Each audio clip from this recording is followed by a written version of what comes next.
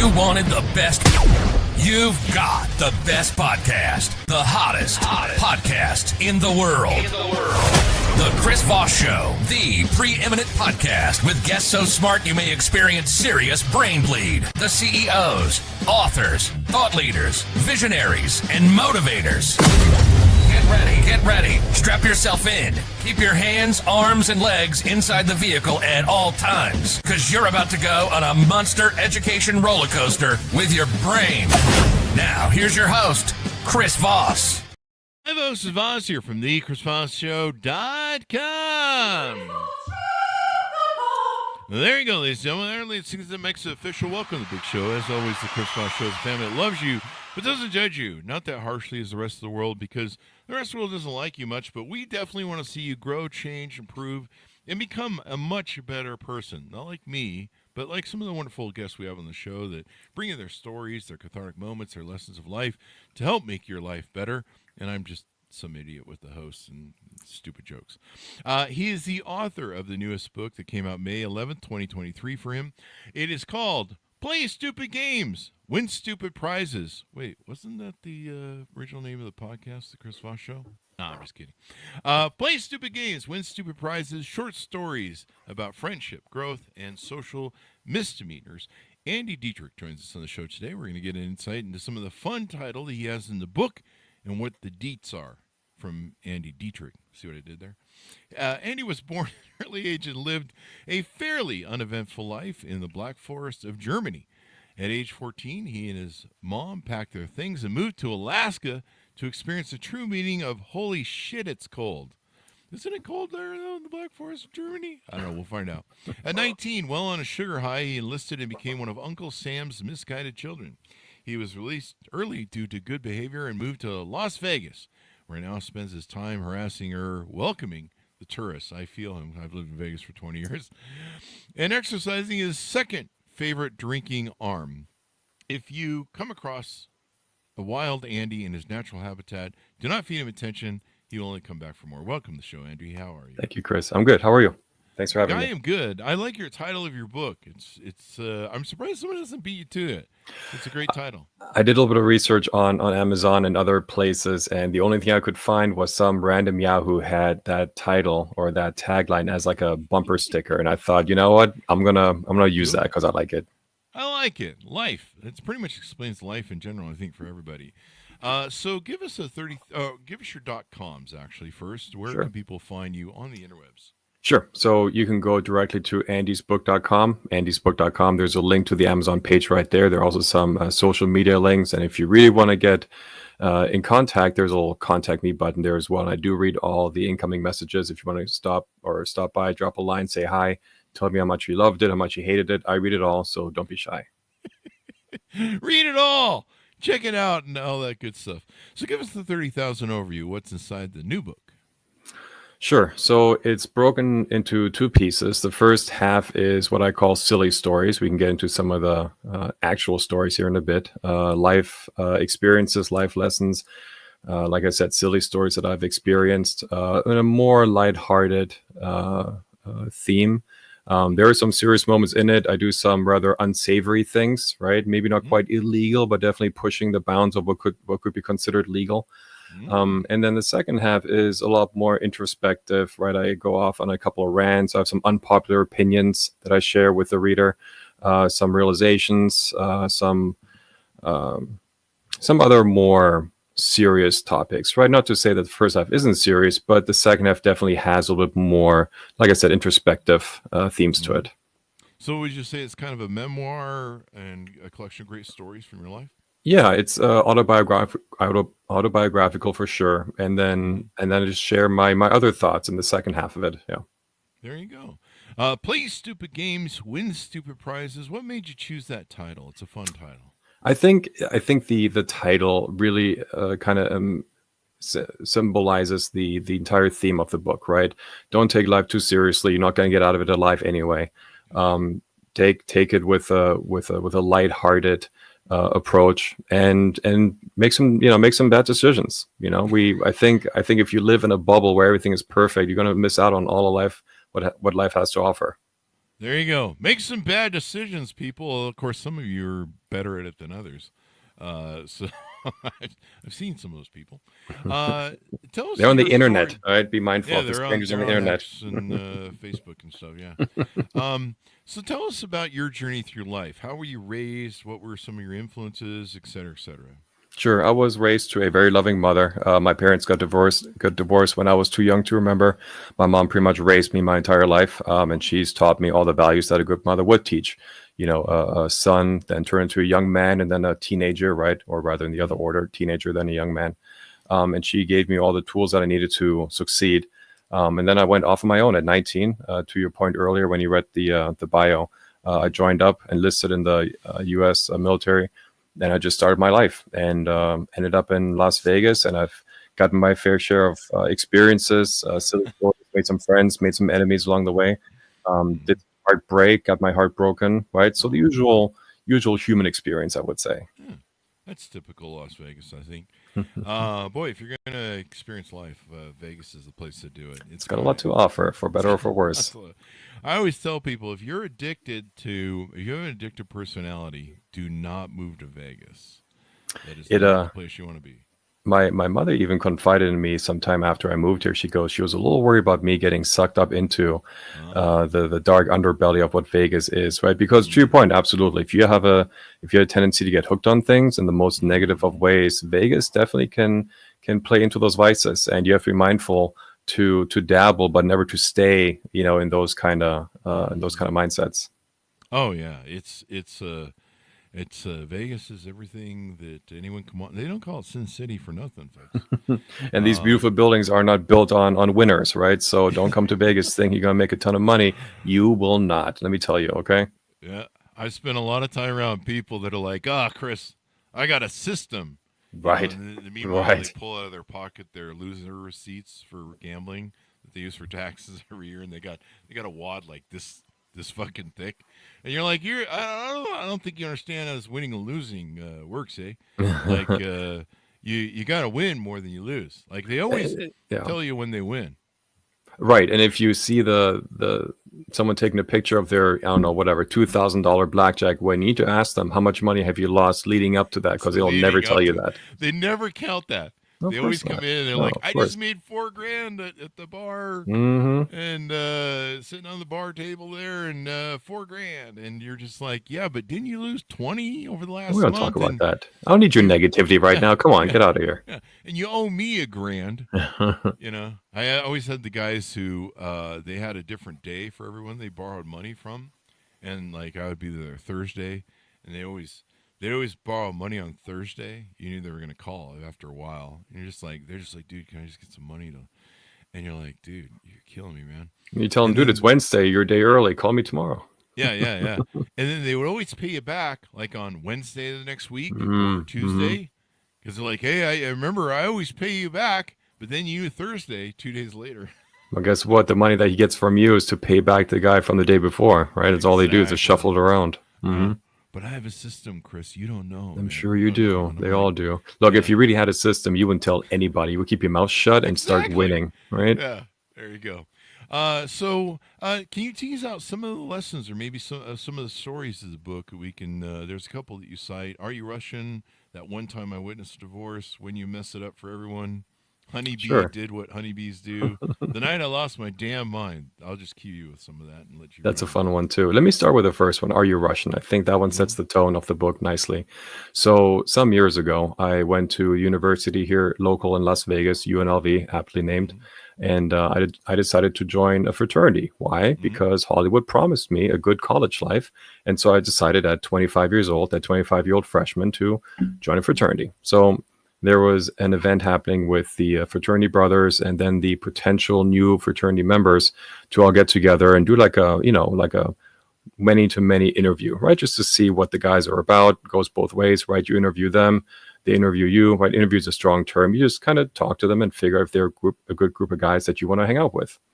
So I sit down, shirt and tie, looking snazzy, and then this brother of this fraternity sits down next to me and he goes, hey, so, did the initial, what's your name? Where you from? Yada, yada. Then he goes, so are you Russian? And I thought the question was really odd. One, because why would you ask that anybody, right? And I said, no, actually, I'm German. And then he starts laughing his ass off. And he pokes his buddy. He goes, hey man, this guy's got jokes. I asked him if he was Russian. He said he was German, and he starts laughing too. And I did not get the joke whatsoever. So then the guy comes back and he goes, no, seriously, man, are you Russian? And I go, no, seriously, I'm German. I don't know why you keep asking me that. And he starts laughing again, saying that, no, he said the punchline again, right? And I go, look, he finally realized, he looked at me with that look of, okay, he finally realized that I had no idea why that was funny. And he pulls me close. He goes, oh, no, I was asking you if you're rushing. I go, I don't know what that means. He goes, oh, rushing is the process by which you join or try to join a fraternity. You're rushing a fraternity. I'm like, oh, well, I didn't know that. Yes. Okay. Yes, I am rushing. I'm rushing the fraternity. And then afterwards he says, why did you think I asked you if you're Russian? I go, I don't know. It made no sense to me either. Yeah.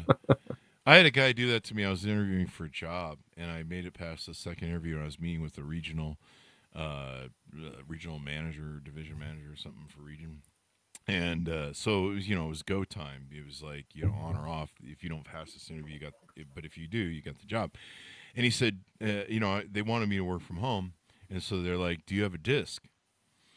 And I was like, do I have a disc? Like, and compact discs had just come out. And so I immediately went to just compact disc land. This was a long time ago, clearly. And so it was like a disc, like a computer disc, like... And he goes, no, a disc. And I go, I started getting frustrated. And thank God the gal who was going to hire me and interviewing me, she, after about 3 times of him getting really frustrated, she goes, he means a desk, Chris. It's his accent. A desk. Do you have a home desk for your office? Do you have a desk? Okay. But he was saying disc. And I was just perplexed, and I was lost in translation. The same energy as when you have an Australian say the word deck, right? There's something that gets lost in translation there. Yeah. Play stupid games, win stupid prizes. So there's the Russian story. What about this? This sounds like a fun story. I don't know if you can give us a teaser on it. The night I lost my damn mind, the unforgettable encounter with medical grade THC and pulled pork sliders. I have to hear at least a little bit of this. Sure. So a coworker friend of mine, I know I was at this time, let's back up a couple of decades. I was very, very naive, very green, didn't know a lot about extracurricular activities, right? The only vice that I had was drinking at the time. So my coworker friend somehow, somewhere got a hold of these medical grade THC pills. He said he got them from some sort of medical something. I didn't bother asking questions, but he asked if I wanted some. Me being naive and dumb, I said, sure, why the hell not? Not knowing anything. I mean, looking back, I'm like, I should have never trusted a weird coworker friend to get some random pills, right? But hey, I was young, dumb, and it sounded like a good time, right? So I took one once with the assumption that I had never smoked weed up to that point. And I thought, cool, I'm going to hang out with a friend of mine. We're going to go to a bar. We're going to have something to eat. If I take one of these now, I'm going to get the munchies by the time I get there. There's going to be food there. And we're going to time this all perfectly. So I'm just going to eat and have a good time with my friend. Okay, that was at least the thought. So, like I said, take this pill. Now, these THC pills take a while to kick in, just like edibles, right? Yeah. It's not just a half an hour thing. It could be like an hour and a half until you start feeling it. So, my buddy and I go to a local bar here, and on the drive, as I'm driving, this thing is kicking in, and I'm like, whoa, like I'm freaking. First of all, I'm freaking the hell out because I'm going in my mind 100 miles an hour, even though the speedometer says 35, right? But that's beside the point. We finally make it after what seems to be 2 hours in my head. We finally make it to this bar. We sit down, and I'm like, I am hungry. So we sit at the bar. The bartender comes over, and he goes, well, you're in luck because we have these delicious pulled pork sliders that I'm more than happy to sell to you. I'm like, perfect. Give me a whole stack of them. So he brings them over, and I just start inhaling these pulled pork sliders. Okay, my buddy's next to me playing at the video poker game, right? Just he's having a good time, and we're just having a night out. So right as I'm about to eat the last pulled pork slider, I'm ready to put it in my mouth. The bartender comes around the corner. He goes, "How is everything?" Okay, now I need to. How am I going to explain this? In my mind, keep in mind, what I'm about to tell you just happened only in my head and nowhere else. In my mind, I was under the impression that he told me that these pulled pork sliders was the only food that he would have left for him to eat. That was going to be his dinner, but he's going to share them with me, and whatever I don't eat, he would eat at the end of his shift. Okay. Somehow, somewhere, that thought intruded into my little brain. And when the dude came over and he asked how everything was, I froze, and I felt so bad that I was about to eat, in my mind, the last pulled pork slider that was going to be the last of his dinner. And I stopped like mid-bite, and I put the slider down. I started apologizing profusely. I told him, I'm so sorry. I didn't know. I forgot. What are you going to eat? And the guy looks at me with this look of like disgust and confusion. He goes, what are you talking about? My buddy was even saying, Andy, what the are you talking about? I go, don't you understand? It was the food that he was going to eat, and I'm eating the last one, and he won't. And my buddy looks at me. He goes, Andy, none of that happened.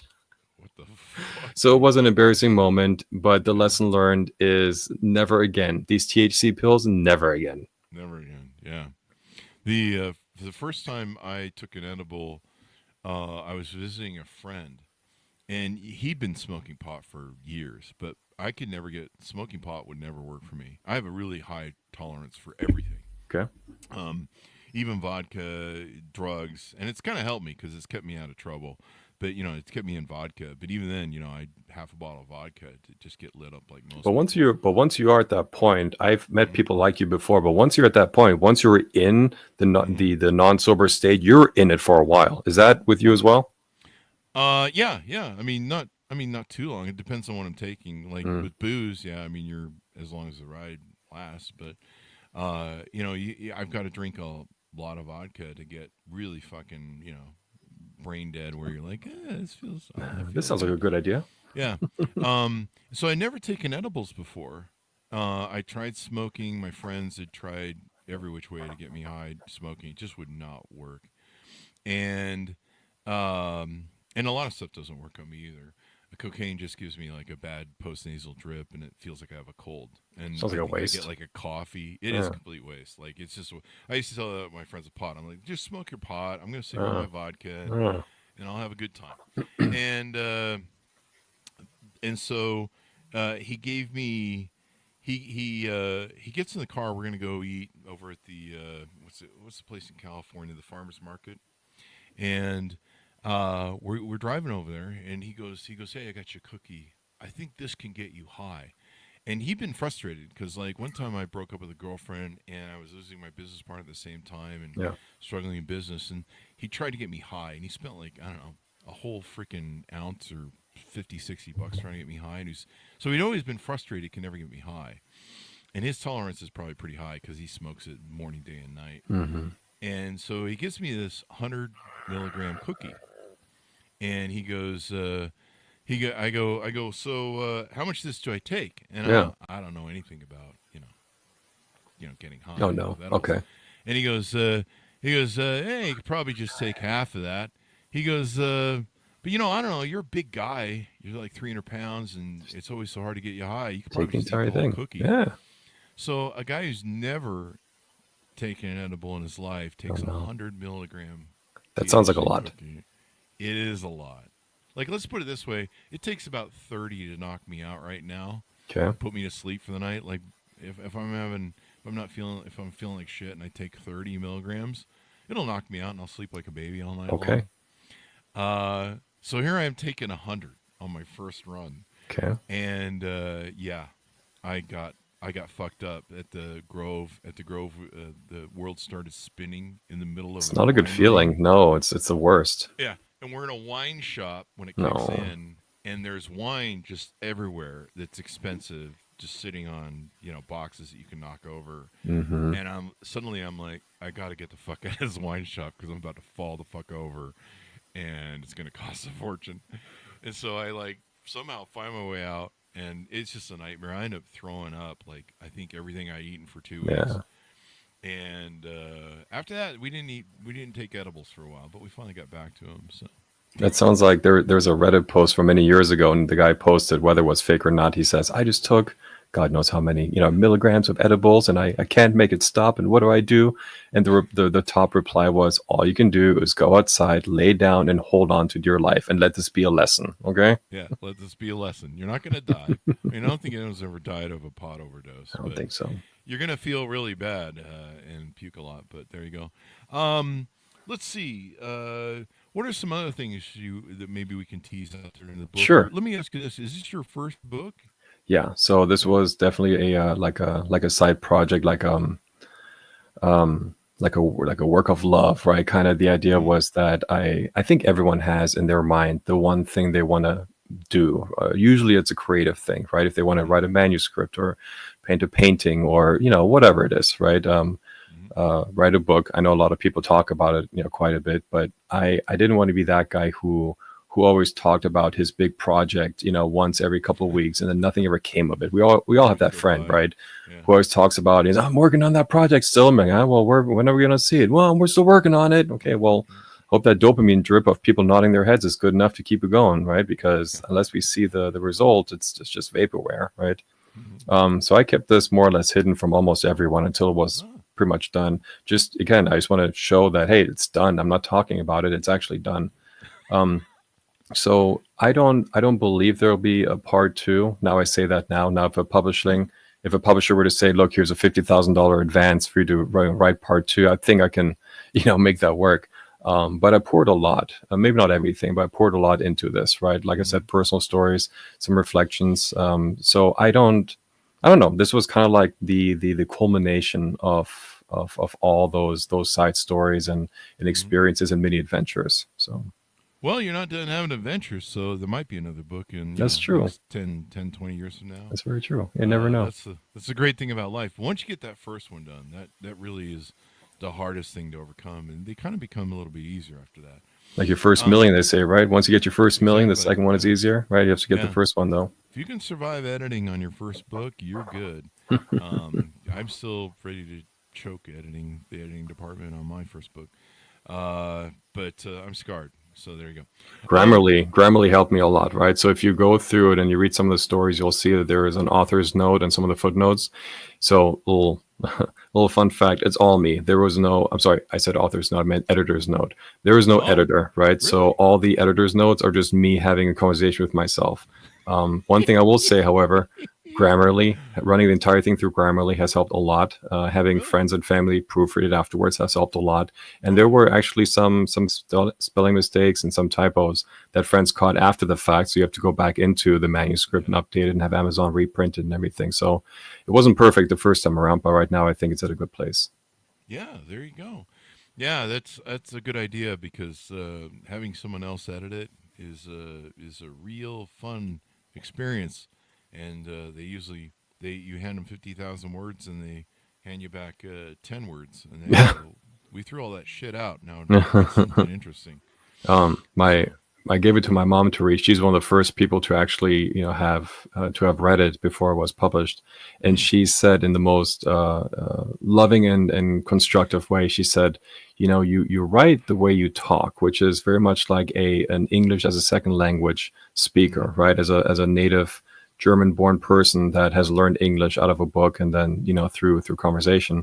And she goes, it may behoove you to have, an editor who may have a master's in English to go through it and fix, or she didn't say the word fix, but to then work on sentence structure, right, and stuff like that.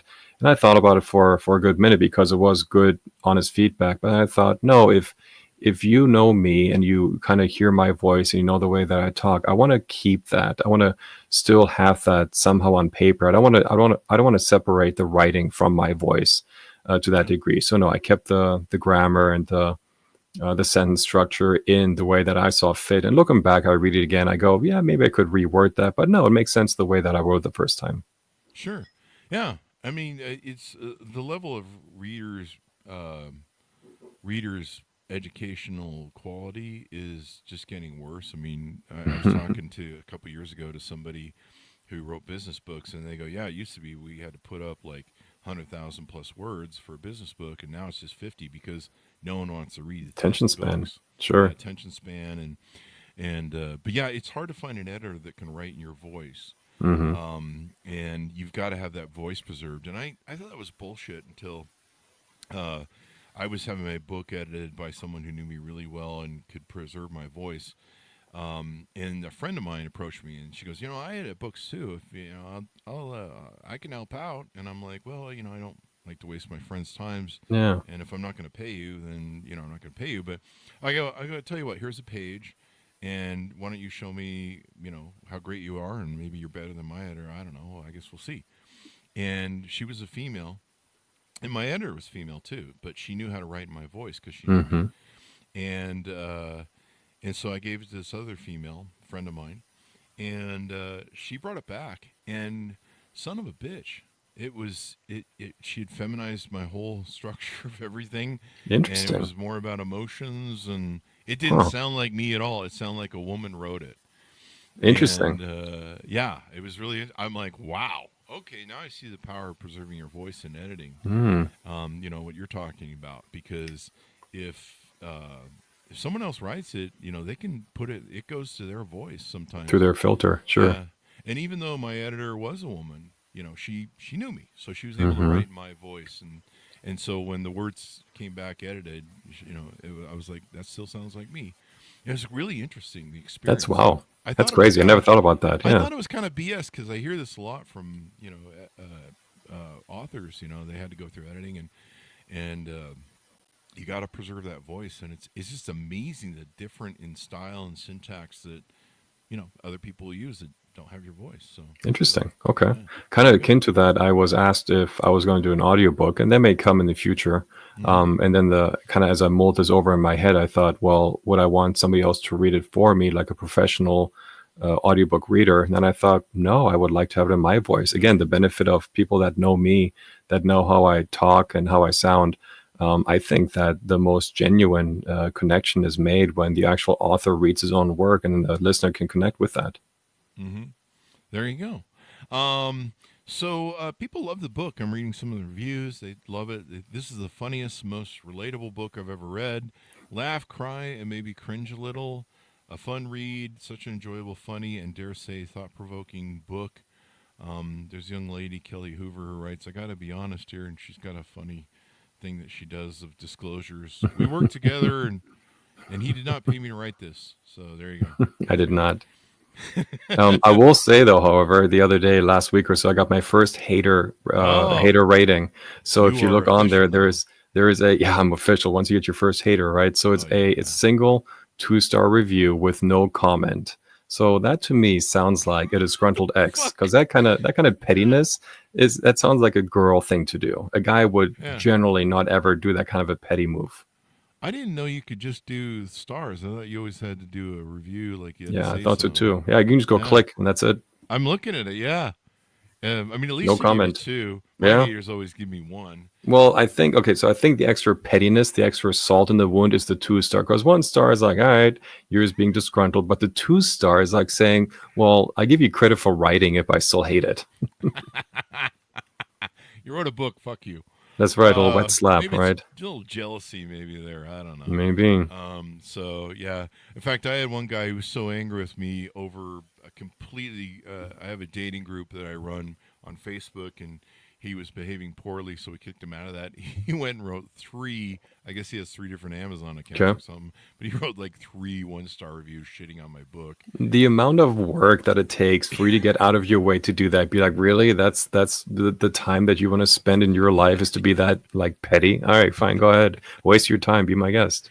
Yeah, they'll do that on the podcast reviews too. They'll go on the podcast review and go, "This is a shit podcast." Just crap on it because they can. Be like, everyone is mighty brave behind a keyboard, Yeah, and I'm used to YouTube. We've been on YouTube for 18 years. The podcast's been around for 16. We're used to getting shit slinged at us. But yeah, it's funny. It's funny when people from some other business aspect of mine that they hate me for, they come over here and they're like, they shit on my other stuff. But whatever, man. Yeah, I can't make them all happy. I thought about sharing the love, but hey, the more reviews, the better. Good, better. Yeah. What is the old saying? Bad PR or good PR? It's all good PR. Yeah. Uh, I tell people all the time, right? When you get done reading it, I would appreciate a genuine, and I really truly mean genuine. I would like a genuine review on Amazon. And I tell people, if you liked it, say that. If you didn't like it, say that too. Like I have thick skin, I can take it. If you absolutely hated it, you can tell me that. 1 star, hated it. That's fine too. Like just tell me, be honest about it. there you go. Now it says on the front you're an immigrant. You from Canada? Germany. Germany. I Yeah. thought I was picking up some Canada in your. I get that in your sometimes, thing. right? Are you Canadian? Germany. No, Germany. Germany. I think I The read Black that in Forest, your bio. remember?